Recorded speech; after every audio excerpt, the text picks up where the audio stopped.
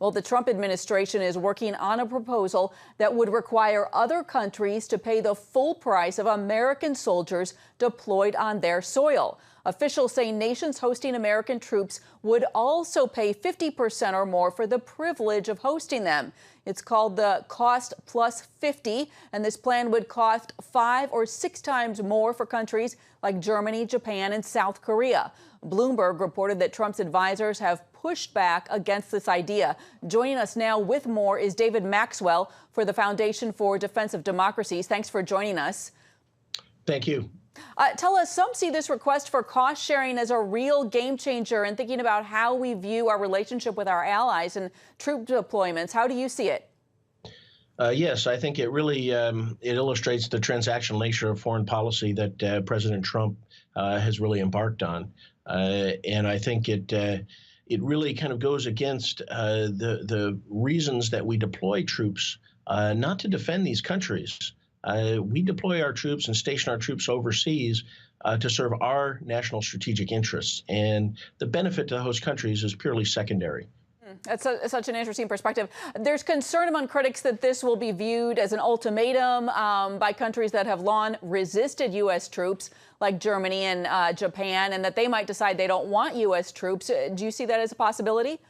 Absolutely. I think that, this cost+50, could be, a real deal breaker for some. And then, of course, if a country asks us to leave, one thing the United States is very good at is leaving.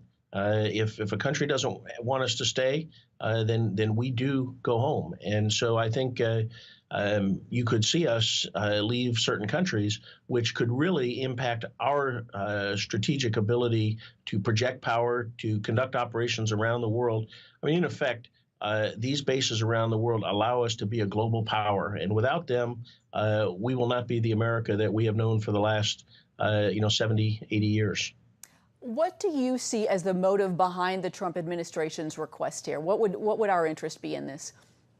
Well, I think it's purely financial. It seems to me from listening, and I don't know the president, I've never spoken with him, but listening to him and reading his tweets, he feels that we are providing a service to these countries, and they are not adequately funding our presence. I disagree with that. Again, we are there for our strategic interests, and the benefit to these countries is secondary.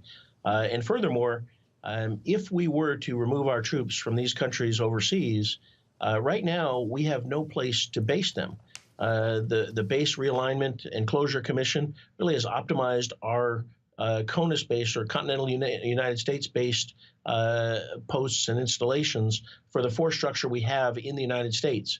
So to bring back some 165,000 troops, fighter wings, the 7th Fleet from Japan, for example, we don't have the space to base them. So we either eliminate that force structure, weakening our military, or the burden is going to be placed totally on the U.S. taxpayer to build the facilities to house these troops if we want to maintain that force structure. What do you predict is going to happen next? Do you think the U.S. might potentially back down? Do you think some countries will back out?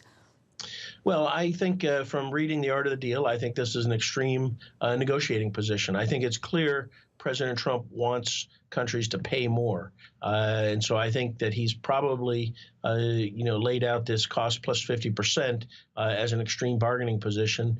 And I think what will happen is all the countries will pay some more, but not this much. And I think that, it's a negotiation, and President Trump is a deal maker. And I think he's showing us how the game is played. All right, David Maxwell, thanks for your time.